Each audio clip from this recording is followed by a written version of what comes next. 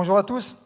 Oui, pour ceux qui ne me connaissent pas, j'étais passé ici l'année dernière pour parler d'un projet qui avait été monté par 10 fonctionnaires de police. Je suis policier et je suis aussi membre de votre club Spondi. Et des collègues s'étaient groupés autour de moi et avaient lancé le projet de faire un Ironman aux États-Unis. C'est un rêve d'aller aux États-Unis, d'autant que l'Ironman est né aux États-Unis. Donc, on a récolté des fonds. Et le but, c'était d'en récolter le maximum pour pouvoir le reverser à ACS France, voilà, et notamment à la recherche. Ils m'ont fait courir. Et donc, c'était une grande aventure qui a duré plus d'1 an, parce que la recherche des sponsors, vous imaginez bien, pour 10 personnes qui se déplacent aux États-Unis avec 10 vélos, c'est une sacrée logistique. Et donc, c'était une grande bataille. Donc, on l'a fait. C'était compliqué. Là-bas, on a eu des conditions dantesques pour la course. Mais on est tous allés au bout. Et preuve que les réseaux sociaux ont bien marché. Tous les sponsors sont très contents. On repart pour l'aventure cette année. Cette année, on ira faire un Ironman en Italie. Voilà. Donc, on va regarder une petite vidéo qui retrace notre aventure aux États-Unis. Et puis, on en reparle après.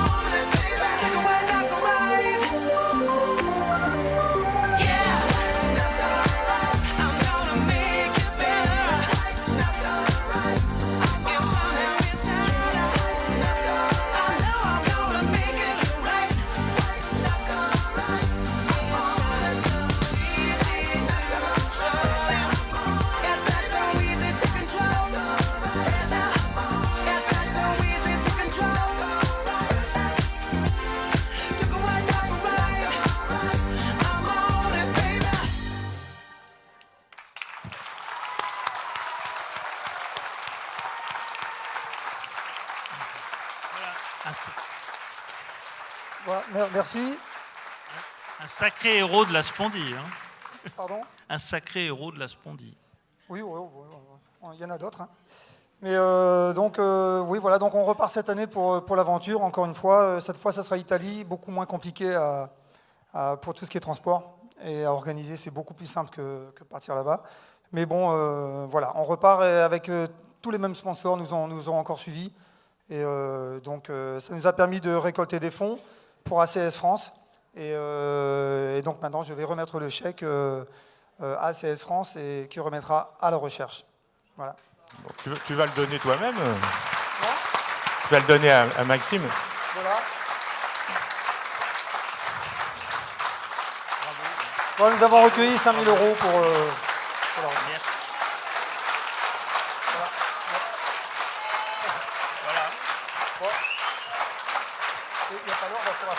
Ça va être pour la recherche. Hein. Alors maintenant, il y a... Merci beaucoup. Tu as vu, quel succès. Oui. Maxime, tu vois aussi que le sport peut faire des miracles.